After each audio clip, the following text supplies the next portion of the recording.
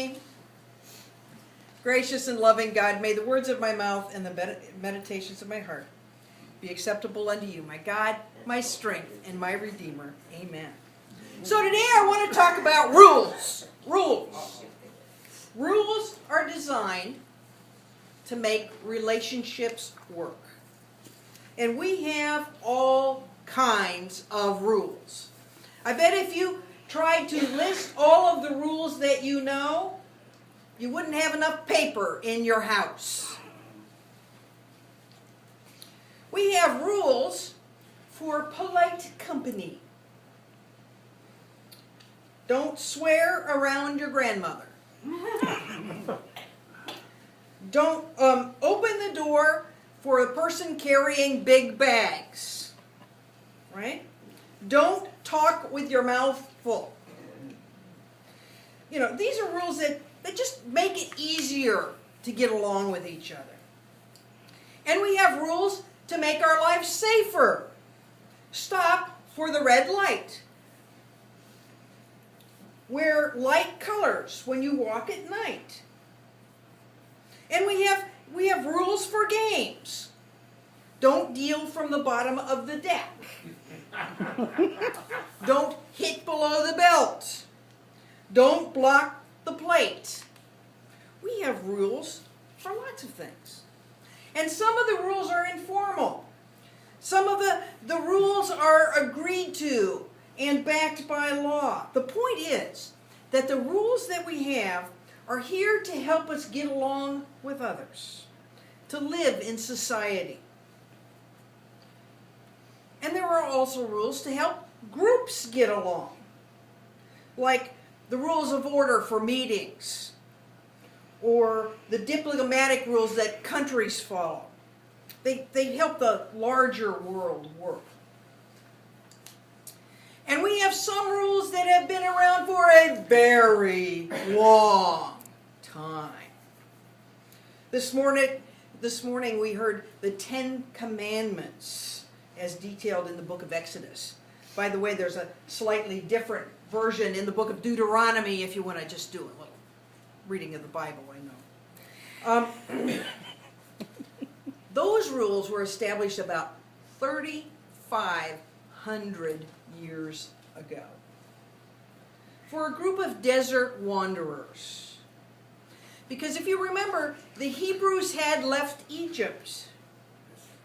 And there were thousands of people who needed to get along. So, God talked to Moses and gave him a set of rules. And you've all seen the movies, right? Moses coming down from the mountain with his rules. And the rules included how the Hebrews were to view God and to deal with God, and how they were to treat each other. And apparently they worked. Okay? Because the wanderers made it through years in the desert and eventually settled in the promised land. Now, they're pretty good rules. They're pretty good rules, but they may require just a little bit of interpretation. In fact, Jewish scholars have been interpreting and reinterpreting those rules ever since they were written. Because the world changes. And how we apply the rules may change a little bit over time. Because, you know, even modern laws are adapted as time goes on. That's why none of you, is required to take your car apart and hide it when a horse-drawn carriage comes by. And there was a time when you were. That's why we now, I know this is radical, but we now allow women to vote. Oh my God. And that's why same-gender couples can marry in the state of Wisconsin. Things change. Jesus understood this. You know, the rules for the temple in Jerusalem had been established as much as 1,000 years before Jesus began his ministry. And if you remember, Jesus began his ministry in the second temple. So the rules had been established way back in First Temple times. They'd been adapted over time to make sure that things worked and that God's intention for the temple and for the people was followed. Now, one of the requirements was a pure, clean offering for sacrifice. Now, people said, well, how do we make sure that this sacrifice is pure and clean? How do we make sure that it's appropriate? So, over time, those responsible for the temple established rules. For instance, to avoid having graven images in the holiest part of the temple, the people would exchange their Roman coins and then purchase their offerings with shekels. Shekels. The offerings of birds and animals and so on need to be pure, the best. How do you make sure that they're the best? Well, we make sure that we bring in animals that have been inspected, and you must buy your animal there at the temple. Okay? So, money changers, people changing your Roman coins for shekels, and selling sacrificial animals were in the courtyard of the temple. Now, if you think about it, there has to be a significant number of vendors, especially during religious festivals when people traveled long distances to visit the temple. So they set up outside the consecrated parts, the holy parts of the temple.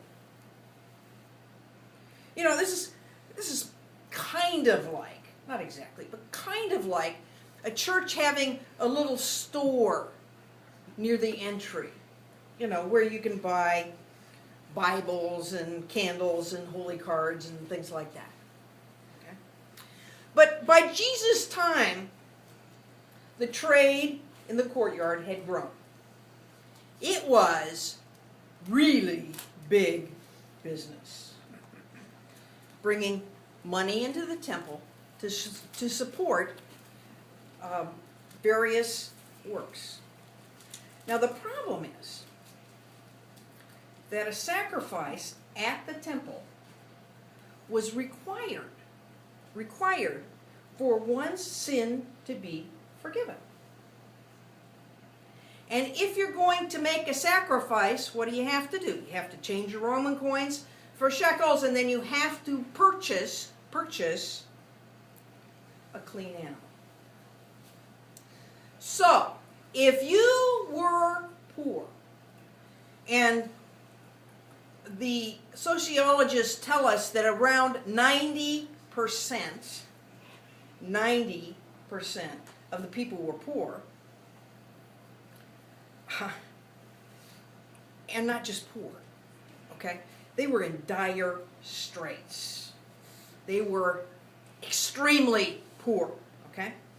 But as a result, most people, maybe 90%, could not have their sins forgiven at the temple. Now that's one reason that John the Baptist and others were baptizing people for forgiveness of sin.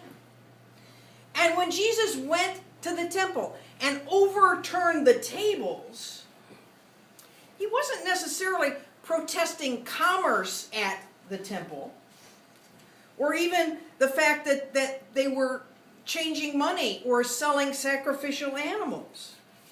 He was protesting the fact that temple's procedures had evolved to the point that many people were excluded from participating. So Jesus, you ready for this? broke the law. Jesus broke the law. He interfered with the mission of the temple. And he destroyed businesses. He made his point in a way that could have resulted in his going to jail. He made his point in a way that angered the temple elite. He may even have upset the Romans, who were always concerned about any kind of demonstrations in the empire. Because, you know, the Romans were all about peace, right? The Pax Romana. And the Pax Romana is conquer the people, take over everything, make sure that everything's under control with your army, and then we can have peace. Okay? So they were concerned. Now, as we continue through this time of Lent, which is a time when we await the ultimate sacrifice of Jesus, we need to consider, each one of us needs to consider what sacrifice we can make. I'm not talking about a perfect lamb. Okay? What sacrifice we can make for the betterment of our world.